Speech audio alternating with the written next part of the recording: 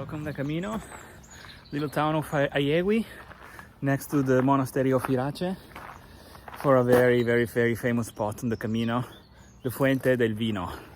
Let's check it out and let me tell you a little bit about the story of this place.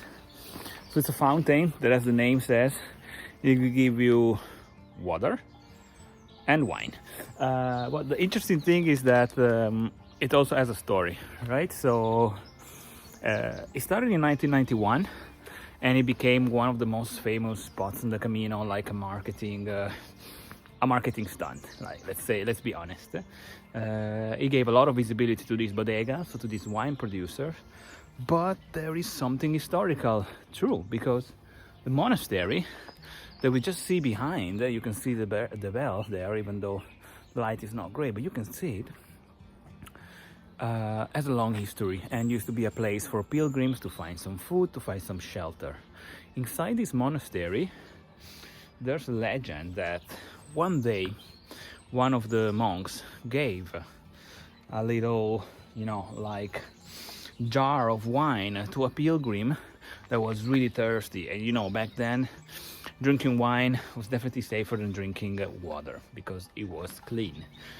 And miraculously, once the pilgrim had a little bit of the wine, the jar didn't empty itself, but instead it was magically refilled. And so the tradition continued of like providing pilgrims with a little bit of wine and a little bit of bread or food. And I think following this tradition, the bodega decided to create this fountain, which on a very quiet February day like today is empty. But if you're on a high season during Camino, around this time, 9 in the morning, there's going to be heaps of people from all over the world. And especially when you see somebody from the United States or from Korea, they just can't wrap their mind again around the fact that you are giving something for free, especially something so precious like wine.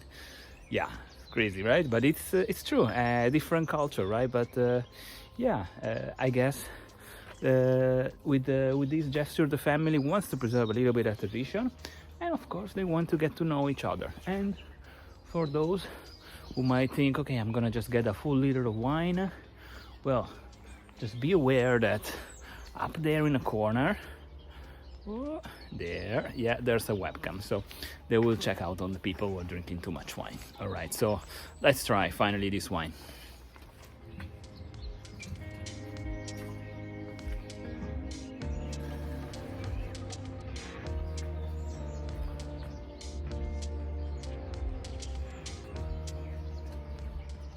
Quite a young wine.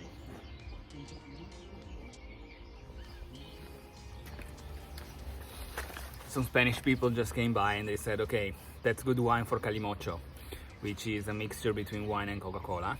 So I have to say I agree. It's an okay wine. It's very cold, so you won't taste anyway much of the flavor. But you know what? It's okay. It's really making me quite happy. So I think it's working.